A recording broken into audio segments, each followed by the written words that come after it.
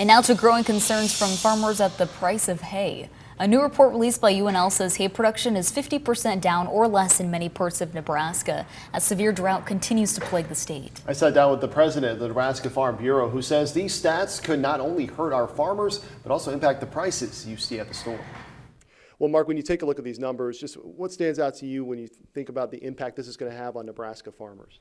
Well, the fact that we're just low on hay numbers, the drought is really significant in Nebraska, especially out west, up in the northeast. So it's going to have an impact on Nebraska, certainly on ranchers and farmers. But, you know, I wouldn't rule out the fact that it's going to affect our grocery store prices as well. How so? Well, you know, typically in weather patterns like this, it really affects our cow herd. So these are the type of things that reduce cow herds when they don't have enough hay to feed them, so they sell the cows off.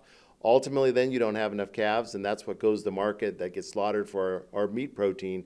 And so in these cycles, there's winners and losers, and some ranchers are going to be all right, some farmers are going to be all right, and some are going to have to sell off their herds. It's going to mean less meat protein in our grocery stores. How out of the ordinary is this?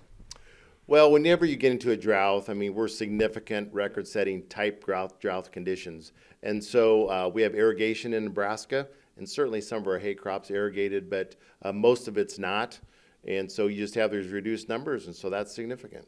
How can farmers battle this?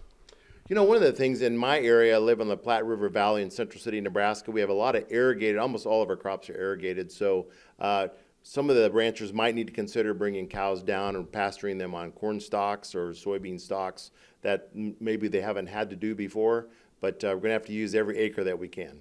As a fourth-generation farmer, just the COVID pandemic and everything that's happened here in the last couple of years, just what scares you about this? Well, Andrew, you know, I think agriculture as a whole, we've been dealing with ups and downs for a long time, and we have to make those adjustments. So we'll continue to adjust, but you know, it's just tough. We're living in new times. We'll have to make those adjustments, and we don't know what that's going to look like. But ultimately, I have no doubt that agriculture is going to be here for the long run in Nebraska. We're going to be able to feed the people in Nebraska and those globally as well. But we may have to make some tweaks, and we will do that. And agriculture in Nebraska is going to continue to be strong. All right, Mark, thank you for your time. Appreciate it.